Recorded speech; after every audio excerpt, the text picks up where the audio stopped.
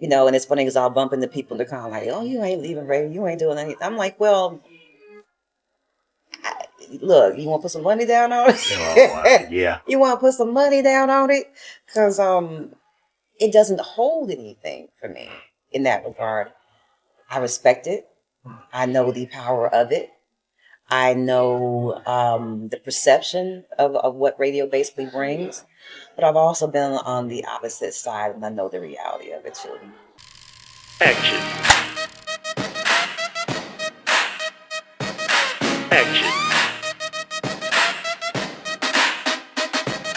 Action. Before you get into your story, I guess we have to jump back to the beginning. I mean, you can make it brief if you want to, but where you from and how'd you get to Birmingham? How? Started in radio when I was 16. My father was a professor of military science at Lincoln University in Jefferson City. And I had the opportunity to actually learn radio firsthand as a as a high school student. Um, Number of radio stations, jobs over the years. St. Louis was my mainstay for a good number of years before I was actually asked to come here to Birmingham and work for Cox Radio, which subsequently turned into Summit Media. Um, Went back to St. Louis for a quick second with Radio One and Odyssey, and then really kind of dialed down on working with independent stations with WATV as well as WJLD. Um, Radio has been a mainstay in my life off and on since I was 16. I have a video and film degree from Full Sail, which I've utilized in a number of different pieces. And I think that's the fun part about where I'm at also is that you have these other gifts and talents that really allow me to be a lot more creative. But radio has been beautiful. So to be able to actually walk away from it, um, I couldn't ask for a better, off ramp of sorts. Being able to actually utilize my skills, utilize my gifts, and my network, which is the really wonderful thing about radio and being in Birmingham and in St. Louis and these different markets. You just have a great number of people that you're actually able to work with and utilize to build upon what you want to basically do. Hey, mama. So it's just, having those things together. I mean, it's been a beautiful ride of sorts. Radio has been a complete blessing. Kevin, I think that's the one thing that I can honestly say it has definitely been the gateway to everything I basically have now. So I can't, defecate on it in any form, fashion, shape, or way. Um, it's been a blessing. I've enjoyed every year, even the last ones, and even these last couple of months too. And really having that decision to walk away completely. And it's funny because I'll bump into people and they're kind of like, "Oh, you ain't leaving radio, you ain't doing anything." I'm like, "Well, look, you want to put some money down on it? Yeah. You want to put some money down on it because it doesn't hold anything for me in that regard. I respect it. I know the power of it.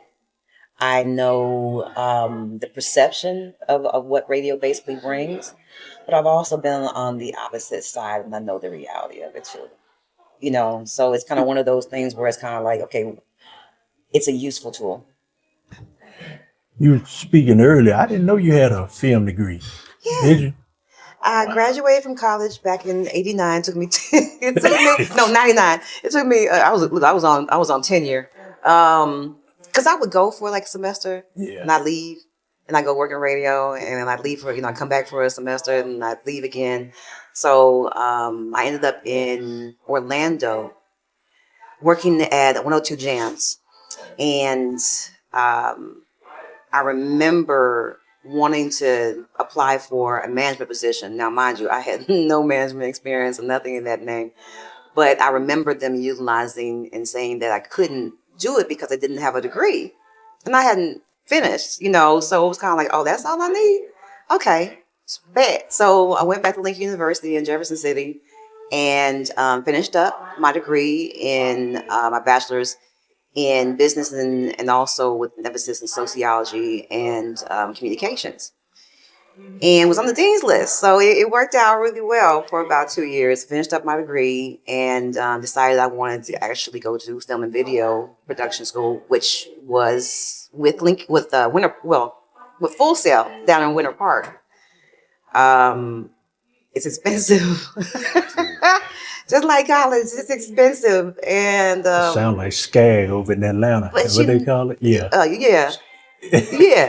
But the knowledge that I got was priceless. The experience that I received was priceless, and I would recommend it to anyone who has the means and better yet really wants to know the real world, education as far as film and video production.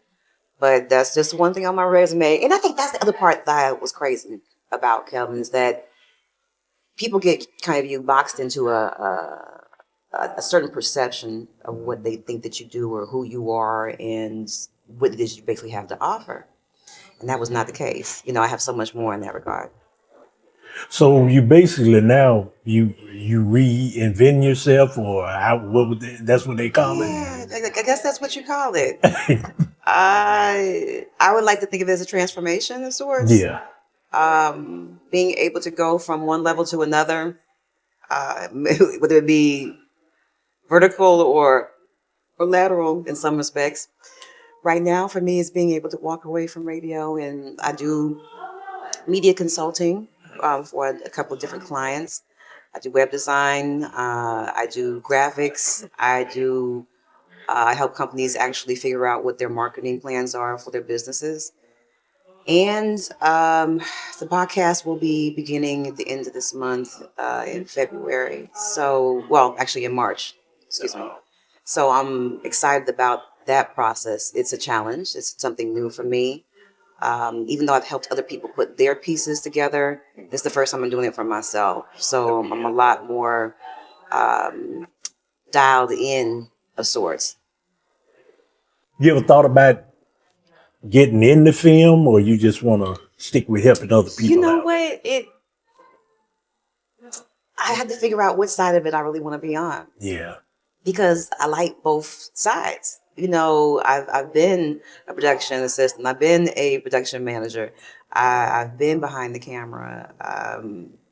So now it's a point of, which feels more natural.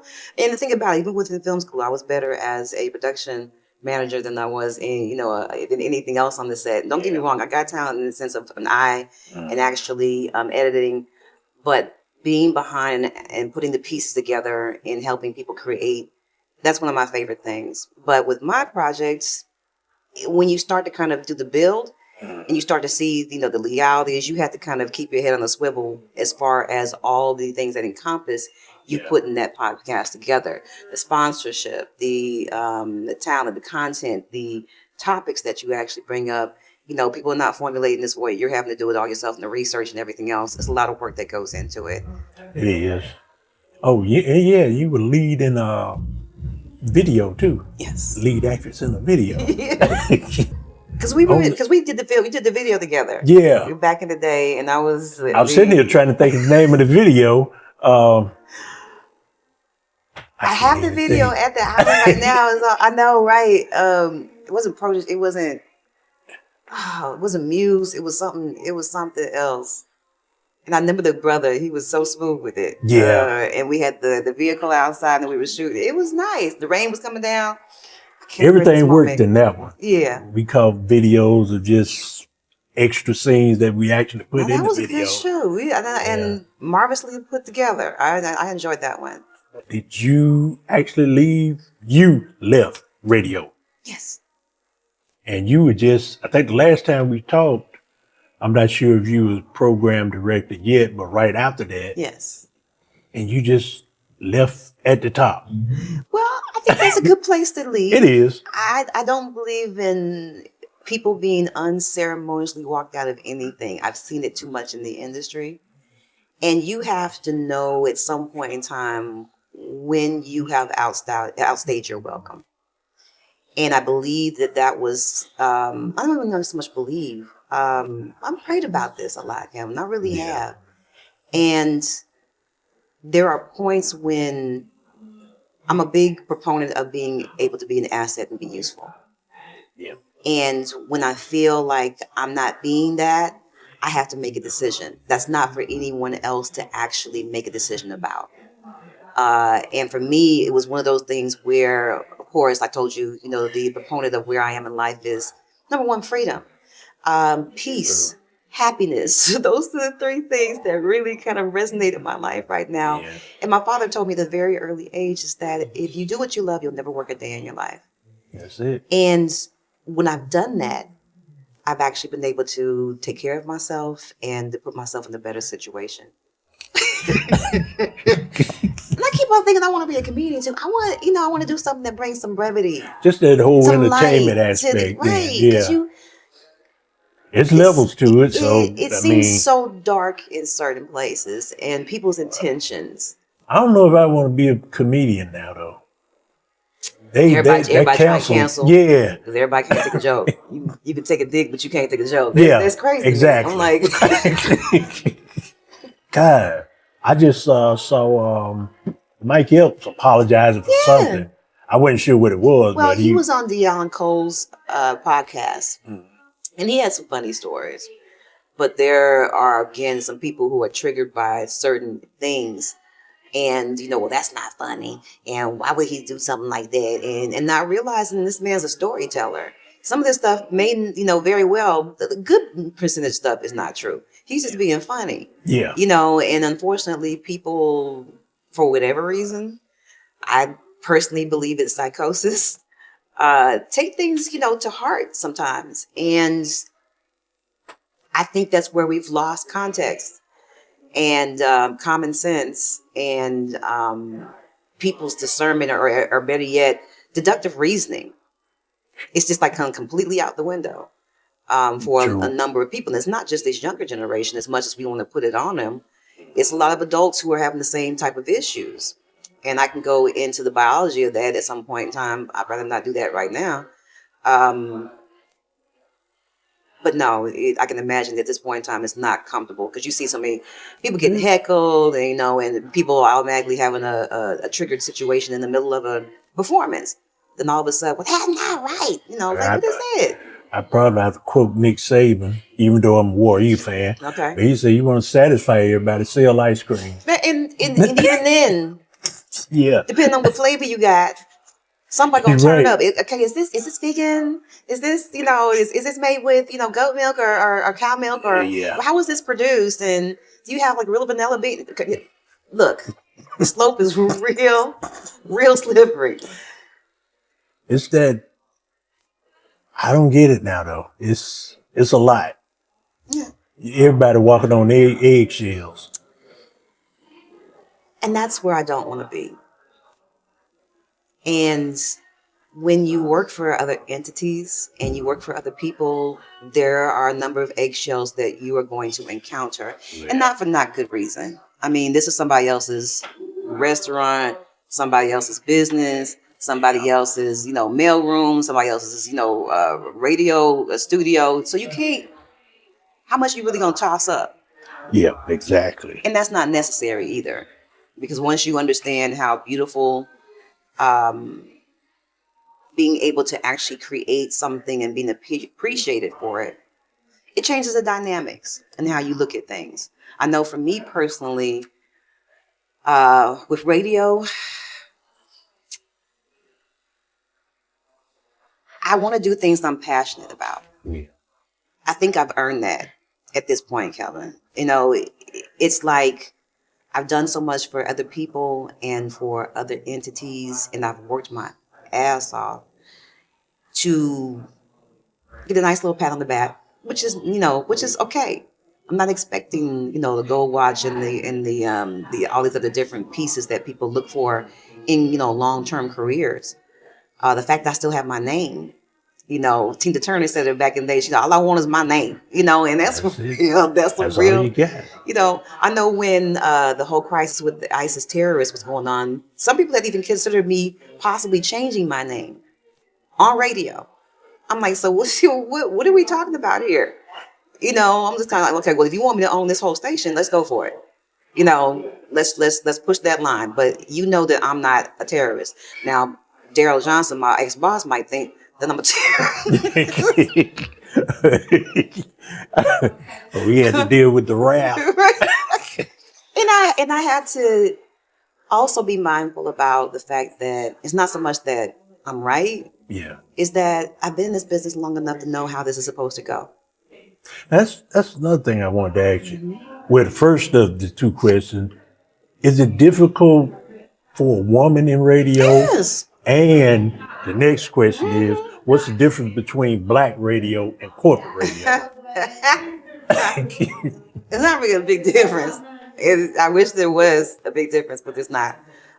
Being a woman in radio, yes. In a male predominantly centered industry, whether it be radio, television, or otherwise, you'd see more men doing these different um, jobs than you do women. Now, mind you, we have definitely saturated the market.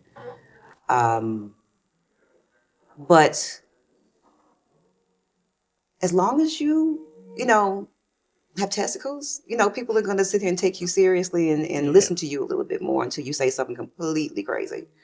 As a woman, you're automatically walking into a situation where you have to prove yourself, or better yet, you have to look a certain way, or you have to, lend a certain type of service to the situation. And I'm always kind of amazed how people will downplay, even when you come in with the right credentials. They'll still try to downplay what it is that you're basically lending to the conversation, or or to the experience, or to the project. And depending on your level, you have professionals who are able to actually come in and consult and do these things because they have the consult name behind them or in front of them. They can pull certain things off, but as a whole, no. This business is predominantly male focused, and they're always right, and I'm not mad about that. But it also comes with the consequences as well. And so I guess as a male dominated industry, they feel like, men can shoulder that um, purpose a little bit better, which I don't necessarily agree with. I think, we've proven ourselves in a lot of different spaces, Oprah, as well as a number of amazing women in this industry. I love Dee Dee in the morning. Dee Dee is amazing. And to watch her come to full fruition is beautiful as well. So, but you know, you got to, be a certain way and look a certain way. I know that my looks have gotten me over in radio, even though you can't see me and you couldn't see me. But more importantly, what I was trying to explain to people when I first moved to Birmingham, one of the reasons I got the job is because I knew how to edit, and my skills actually took me to that point. You can think I'm cute all you want, but I'm actually able to talk. I'm actually able to have conversations. I'm actually able to work in audio and video. So there were different things I could basically do. Hey. Oh yeah. Oh, you ready? You got your coffee I know I'm way ready. too excited about coffee. Caffeine. I know. I think the wonderful thing about what I've experienced in radio is I learned so much about people. Excuse me, I just saw that sunken place when you were I know. Look. that Look. Just you saw me just just yeah. dial in real quick. I'm like, boy, it's getting murky in this whole coffee. Yeah. Uh, but I learned so much about people. And I was able to actually take that information, formulate the relationships.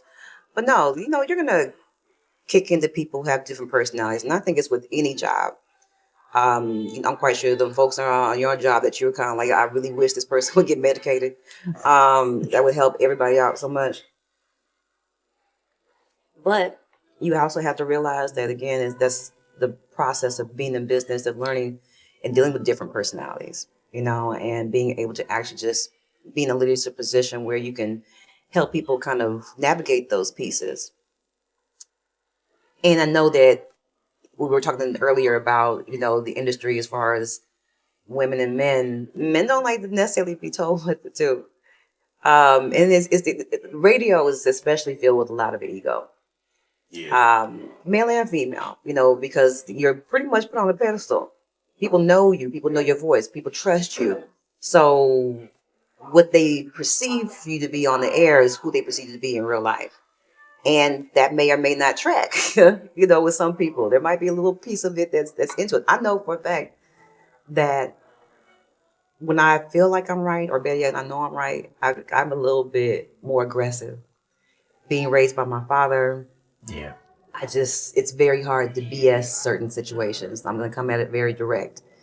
Because sometimes I just feel like people appreciate that a little bit more. They do. But on the same note, I also feel like there's people who get severely into their emotions, and that's okay too. Yeah. And I realize that once I get to know people, where it comes from. And 9 times out of 10, my issues, as well as yours, as well as everybody else's, 9 times out of 10 is from our childhood. Now, how far you want to go down that rabbit hole is something completely different. True. But one of the things I say, and anyone that knows me knows this, once you know the nature of a creature, you don't question it. Okay? So you get excited, you get upset, you keep on asking, why does this person do this? Because it's them. And either you find a way to basically circumvent that situation or help them navigate whatever psychosis they got going on. If you feel it and deem like it's important to do. And if you don't, then, life moves forward. And the food. Yay. Oh my gosh. Oh, you okay? You're good. You are? Yay. And That's here's that potato casserole. Ooh. that's a big burger. Right. Right. That's a half a pound of Wagyu. Yeah. Wow. I love that egg on there. Yay. Now I was gonna ask you, did this happen gradually in radio, or did you just wake up one morning and just said, I'm done? It was a gradual progression. It's kind of like going to the puppet show for a number of years and then finally seeing the puppeteer and all the strings, behind stage. You're just kind of like, okay, how far do I really want to go down this rabbit hole with Alice? And to a certain extent, there were just some things that kind of were brought to my attention with just the change in how radio basically works. And that was probably about maybe 2017. It started to lose, a lot of its luster for me on certain pieces. But to be able to actually sit back and go, okay, how does this look? Because most people who are on radio, that's pretty much it. That's the mindset. They utilize the legacy and the experience later on to actually either, just straight retire or do some other things that are kind of like radio adjacent, so it's not a bad thing.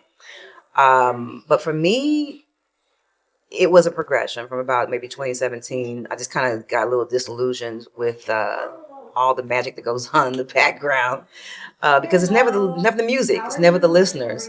It's always going to be the politics that are inside the building that will drive me away from a situation. I just like people to be authentic. I like people to actually just do their job. And that's pretty much a lot of what I was on just going into the business and being in the industry. So I just wanted that. And sometimes you have to remove yourself from everything else to be able to actually have that peace and that freedom. So transfer, back to 2025 and 2026. It was time. December 1st was my last day in radio over at WJLD. And I'm appreciative, for the experience. And just like you said, you want to go off on a high note. You don't want to sit there and be in a situation where you're constantly having to actually justify good moves. So why not create those things for yourself as opposed to, creating those different dynamics for other people? And I knew I had enough, patience. I had enough production experience. I had enough network and net worth to actually be able to make that transition. So it's a blessing. I'm appreciative of the experience. And I think you were asking earlier the difference between corporate and black radio. I'm not particularly sure there's a lot of, as a huge basically, a difference. I know that with corporate radio, with your bigger companies, Cumulus, Cox, iHeart, you got the money behind you to a certain extent. So the infrastructure is basically baked in. Smaller stations don't have all the bells and whistles that a bigger station basically has. Um, and the money might be a little funny from some, in certain experiences. And that's not a dig. It's just, capital being what it is, you have to be able to actually bring in revenue and income to the station to actually make it prosper. And that's sometimes very difficult when you have bigger corporate stations that are actually, taking up all the air in the room and the resources. So you can't really kind of equate them, but it's still kind of an interesting dynamic either way you go, whether it be corporate or just simply small independent black-owned radio stations. Does the politics side come in for as let's say you at one studio? Does the political side come in as far as ratings, or Oh yeah, just trying to hold your yeah. morning show, noon show? Yeah, I mean, it's always a challenge to be to create content that is engaging and that basically keeps your ratings and standards up. So that's one of those things where you constantly have to basically work on. And yes, the politics can change those dynamics for you if, in fact, you don't have the support of the station completely, or better yet, you're not as versed in what you may need to do to move the needle. That can be an issue as well. So with ratings, yes, it's going to be one of those things that if they start dropping, they are going to look at you crying crazy, and they might sit here and think about bringing somebody else in. But that's more on a corporate basis that basically happens. With all these social media platforms, internet vlogs, everything to do with that, would you advise anybody to get in the radio now when you got all these other avenues? Ooh, that's a loaded question. Because I have people come to me a lot who are trying to basically, break the ground in radio, and they think that's the end all be all. I have to admit that I'm not discouraging. I'm just very realistic. Again, with my mental freedom, even being in the industry for over 35 years, I still believe that there are other means to be able to get what it is that you want, depending on your own structure too. Some people need that structure. Some people need to sit here and be told what to do. But there are folks who have a very independent spirit. So depending on who basically asks me and what I know about them, it kind of dictates how I kind of respond to that question. Because, especially if they're younger, I'm like, nah, podcast, go do your own individual content and have some fun with that. But I do believe still that radio is a great place to start in the sense of making sure that you know the fundamentals of the business. So I definitely encourage that aspect of it. But getting in the door can be a little challenging as well. So you have to be mindful about those pieces of it. And what is your work ethic? What is you really trying to do? You trying to be on the radio? You trying to be behind the scenes? You trying to be in promotions? There's different dynamics to it. So at some point in time, you have to basically figure out, okay, do I want to be independent? Do I want to actually have a structure that allows me to grow? And I'm always amazed when it's older people too, who want to basically get into radio. Like, if I have a voice for you, I'm like, yeah, a lot of us do. But the point is, it's kind of like, can you keep that conversation up? Can you entertain people? Can you make insightful observations about things on the fly? It takes a while to actually develop these type of skills and muscle memory, when you're out there. It's one of the reasons why I know what 30 seconds feels like. It's one of the reasons I know what a minute feels like, because again, I've been in it long enough. So it gets a little challenging at that point, but I don't want to discourage anybody. But if you're, depending on which kind of experience you're coming with, is how I'm basically going to answer that question.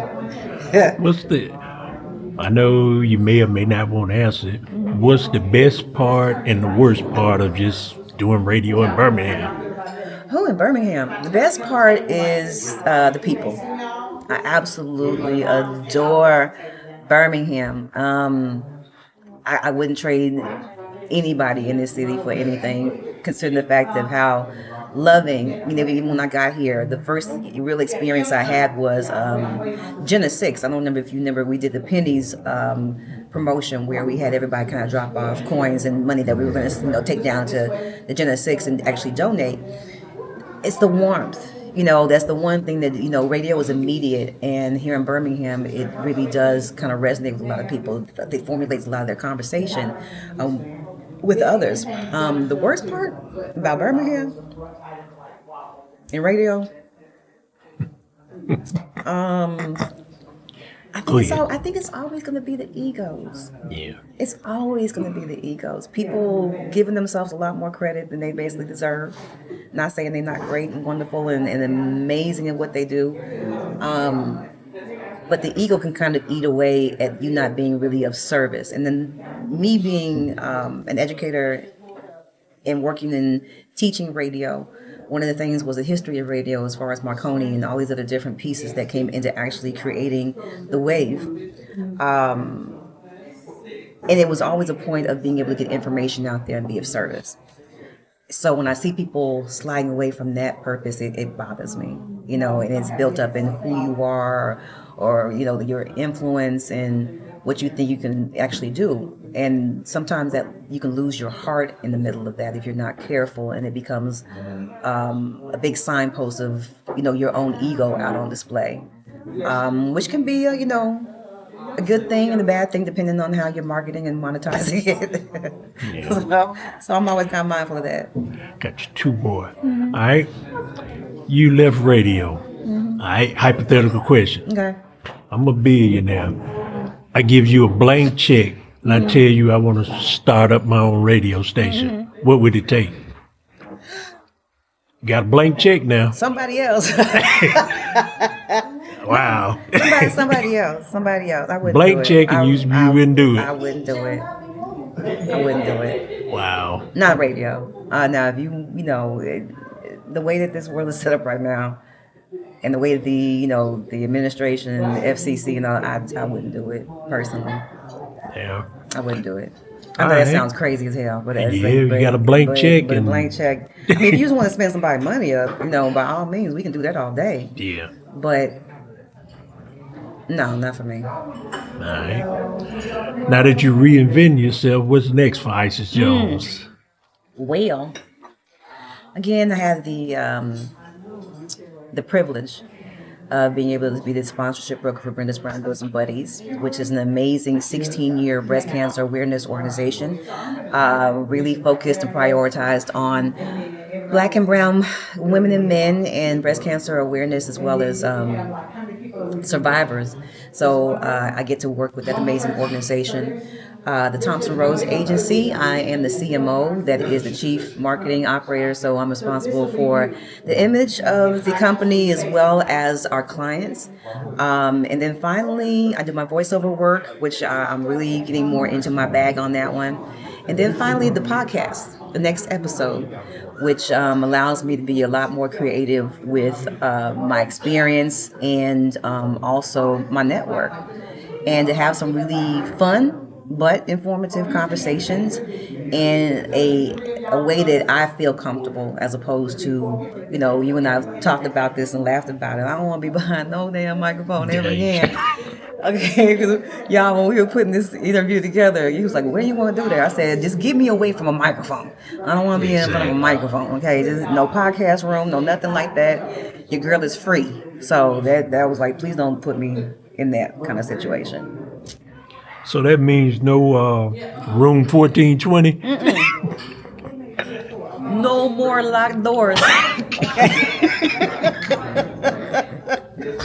No more locked doors. Okay. No rooms. No, it's expansive. And the way that I'm able to set this podcast up, I think people will be pleasantly surprised by. And it's just something different that I've wanted to do for a very long time, and to be able to have that opportunity and have a team that supports it and is getting behind it is amazing as well. So I'm blessed in that regard. Hey, I appreciate the conversation from Miss Isis Jones, former radio personality. Yo, please don't take that personal. I know everybody got girls, how we know you. I'm like, yes, but you're going to have to know me in a different capacity now. And I promise you it will be well worth the viewing, and also you all coming along with me on the journey. So I pray and hope that that you tap in. You can find me at isismjones.com. All my information is there on my social media platforms, are tied into that as well. But if you want to learn more about what we have coming up, and better yet, even how to book me for, I still host, I still do voiceover work, and I also do some teaching and some speaking. So if I could ever be of assistance, that's what I'm here for, to serve. That is what God put me on this planet to basically do. And part of my next transition is being able to be a bigger and better servant. Oh yeah, we want to give a shout out to Michaels. Yes! Miss Birdie and the whole family over here is I wanted to kind of, one of the reasons why we actually decided on this location also is that when I first started really kind of getting into the city, I would spend a lot of time over at Michael's over in Soho when they had the first location before they moved over here to Railroad Park. And this is just one of my happy places, and one of the places I come when I know I want to be around family, and I want a good meal, and to support an amazing Black-owned business. I love the family over here, and we have so much fun. So cheers to Michael's. Thank you for brunch Sundays right here at Michael's. If you want to get through here, by all means. And a big giant Wagyu burger. Look, I gotta show you. Hold on a second. My brother had to bust this thing down real quick. Look at that. That's unnecessarily big. But it's got everything you need as far as protein and fiber on there. Yeah, you got that. Okay. Y'all, this is Isis Jones, and yes, this episode is over, but the next episode with Isis Jones is coming. So that's a wrap.